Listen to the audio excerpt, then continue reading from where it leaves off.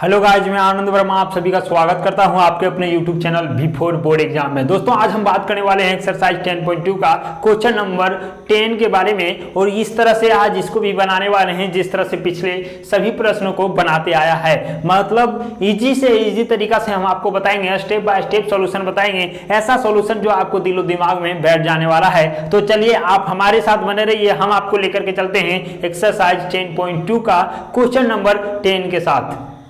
प्रश्न आपके बीच यहाँ पे है दोस्तों कि सिद्ध कीजिए कि किसी बाह्य बिंदु से किसी वृत्त पर खींची गई स्पर्श रेखाओं के बीच का कोण स्पर्श बिंदुओं को मिलाने वाले रेखाखंड द्वारा केंद्र पर अंतरित कोण का संपूरक होता है। तो चलिए हमारे साथ यहाँ पे आप क्वेश्चन को समझने का प्रयास करेंगे। सबसे पहले हम इसका फिगर बनाने का प्रयास करते हैं। दोस्तों यहाँ पे हम क्या करते हैं, सबसे पहले तो एक वृत्त बना लेते हैं, और ये हमारा क्या बन गया, ये आप देख पाएंगे दोस्तों, ये हमारा सर्कल बन चुका है। और यहाँ से क्या बोला है कि किसी बाह्य बिंदु से, तो हम यहाँ पे क्या करते हैं, एक बाह्य बिंदु ले लेते हैं। ये हमारा क्या हो गया, बाह्य बिंदु हो गया।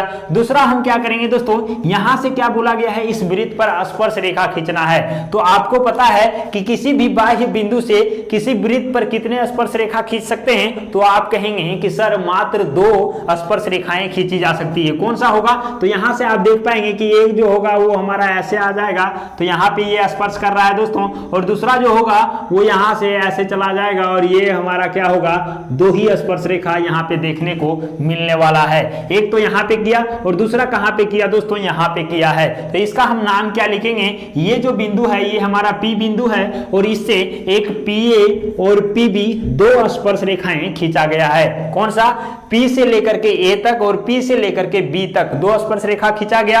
यहीं पे हम बात करेंगे दोस्तों, यहाँ पे ये हमारा सेंटर है, और सेंटर है तो यहाँ से इसका रेडियस भी होगा, तो जी हाँ इसका रेडियस भी होगा, और ये हमारा क्या हो गया, पहला रेडियस। और यहाँ से दोस्तों ये जो होगा वो हमारा दूसरा रेडियस होगा, और ये हमारा रेडियस हो गया। तो कहेंगे सर यहाँ पे क्वेश्चन में पूछा क्या गया है, तो दोस्तों क्वेश्चन में ये पूछा गया है और सिद्ध करने ये बोला गया है कि यहाँ से किसी वृत्त से किसी बाह्य बिंदु से स्पर्श रेखा यदि डाल देंगे, तो यहाँ से बोल रहा है कि ये जो होगा, ये जो बिंदु जहां पे मिल रहा है और ये सेंटर पर जो कोण अंतरित कर रहा है, ये दोनों का योग क्या होना चाहिए, वो होना चाहिए संपूरक, मतलब 180 डिग्री होना चाहिए। तो यहां से आप इसको देखेंगे, और यही हमको सिद्ध करना है। तो दोस्तों कैसे हम सिद्ध करेंगे ये आप देखते रहिए, हम आपको लेकर के चलते हैं सॉल्यूशन के साथ। सबसे पहले यहाँ पे हम लिखेंगे क्या दोस्तों, तो दिया हुआ है, क्या क्या दिया है, तो दिया है दोस्तों एक चीज हमारा दिया है कि यहाँ से PA और PB ये क्या है, 2 स्पर्श रेखा है। लिखेंगे एंगल नहीं लिखेंगे, क्या सर, रेखा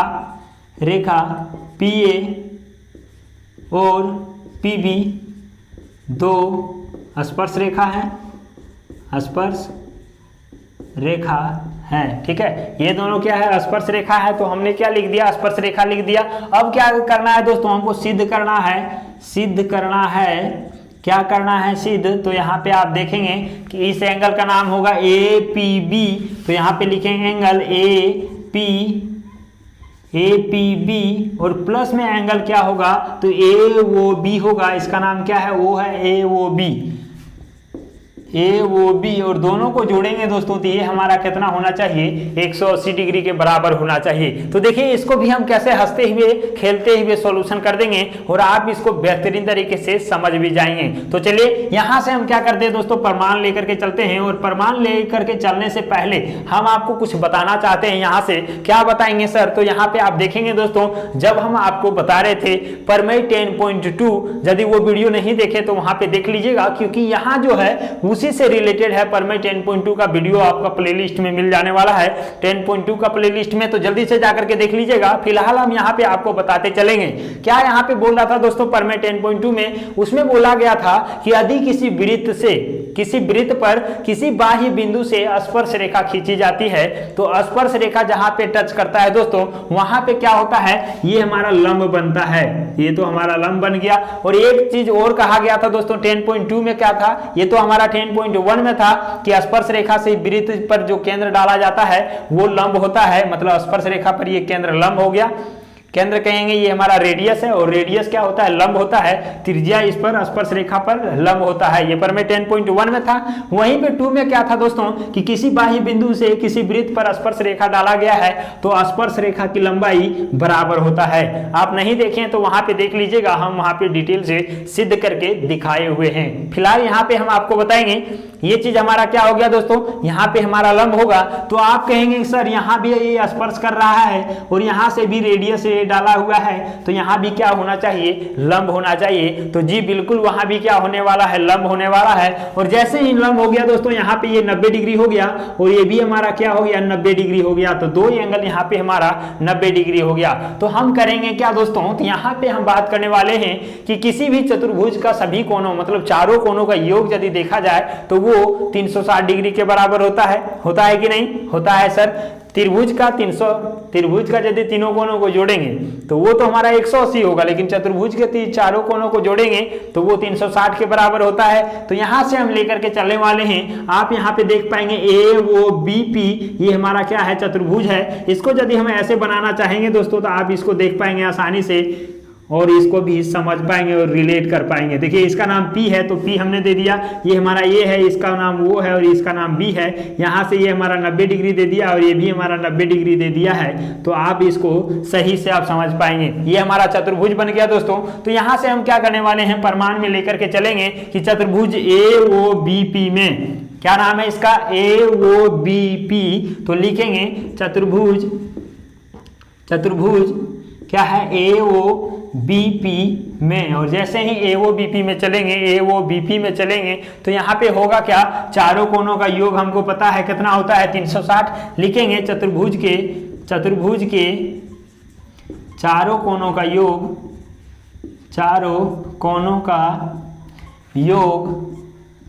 360 डिग्री होता है। ठीक है, तो ये हमने तो लिख लिया कि 360 डिग्री होता है। कौन कौन सा कौन होगा यहाँ पे, तो देखिए इस एंगल को लिखेंगे तो PAO, तो यहाँ पे लिख देंगे एंगल PAO प्लस क्या होगा दोस्तों, ये वाला कौन को हम लिखेंगे क्या, AOB। तो हम लिख दिए AOB और प्लस इस वाले कौन को लिखेंगे OBP। तो यहाँ से हम लिख देते हैं OBP और प्लस क्या होगा दोस्तों BPQ, मतलब ये वाला एंगल, और यहाँ से लिख देते हैं एंगल BP और ये हमारा ये BPA और इस एंगल का नाम हो गया। तो फर्स्ट, सेकंड, थर्ड और फोर्थ चारों एंगल को जोड़ेंगे तो ये किसके बराबर होगा, तो हमने अभी बताया था कि 360 डिग्री के बराबर होता है और बराबर भी कर दिए हैं। अब क्या होगा, तो होगा यहाँ पे ये कि जिसका मान दिया हुआ है उसका मान यहाँ पे रखेंगे। किसका दिया हुआ है, PAO का दिया है। तो यहाँ देखिए PAO है ना, कितना डिग्री है, तो 90 डिग्री है। प्लस में क्या करेंगे, ABO है क्या, देखिए OB इसका मान नहीं है तो इसका मान नहीं लिखेंगे, लेकिन OBP का है कितना है, 90 डिग्री है। तो यहाँ पे 90 लिख देते हैं और जिसका जिसका नहीं है उसको यहाँ पे लिख देते हैं। क्या है, एंगल AOB का मान नहीं पता था। प्लस में क्या है, BPA का मान नहीं पता है, तो BPA का मान नहीं पता है। या फिर इसको लिख सकते हैं AP भी लिख सकते हैं। यहाँ से देखिए क्या लिखेंगे इसको, APB या फिर BPA, दोनों बात एक ही पड़ता है। तो यहाँ से आप किधर भी लिख सकते हैं, लेकिन क्या होगा, जिस एंगल के बारे में बात करते हैं वो हमारा बीच में होना चाहिए। ठीक है, तो यहाँ पे हमने लिख दिया बराबर क्या होगा दोस्तों, ये हमारा 360 डिग्री के बराबर ही होगा। और यहाँ से हम इसको जोड़ देंगे 90 हमारा क्या हो जाने वाला है, 180 डिग्री। और प्लस में ये हमारा तो यहीं रह जाएगा, तो AOB प्लस यहाँ क्या होगा दोस्तों APB और बराबर ये हमारा 360 के रहेगा ही। और इसके बाद जो हम करेंगे वो हमारा स्टेप होने वाला है, ये दोनों जुड़ गया है और जुड़ गया है दोस्तों, तो 180 और यहाँ पे 360 है। तो हम क्या करेंगे, इसको उठा करके इधर ले जाएंगे क्योंकि इसका जात बिरादरी का यहाँ पे है, और उधर लेकर के जाएंगे तो यहाँ देखिए क्या रह जाने वाला है, तो यहाँ पे AOB रहेगा।